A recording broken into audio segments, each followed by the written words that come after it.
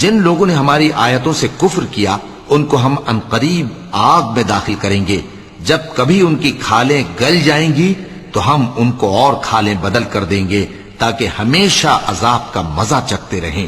بے شک اللہ غالب ہے، حکمت والا ہے.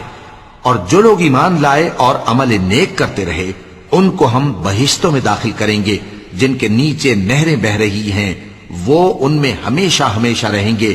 وہاں ان کے لیے پاک بیویاں ہیں اور ان کو ہم گھنے سائے میں داخل کریں گے. مسلمانوں، اللہ تم کو حکم دیتا ہے کہ امانت والوں کی امانتیں ان کے حوالے کر دیا کرو، اور جب لوگوں میں فیصلہ کرنے لگو تو انصاف سے فیصلہ کیا کرو.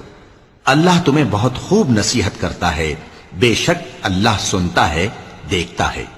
مومنوں، اللہ اور اس کے رسول کی فرما برداری کرو، اور جو تم میں سے صاحب حکومت ہیں ان کی بھی. پھر اگر کسی بات میں تم میں اختلاف واقع ہو تو اگر اللہ اور روز آخر پر ایمان رکھتے ہو تو اس میں اللہ اور اس کے رسول کے حکم کی طرف رجوع کرو. یہ بہت اچھی بات ہے اور اس کا انجام بھی اچھا ہے.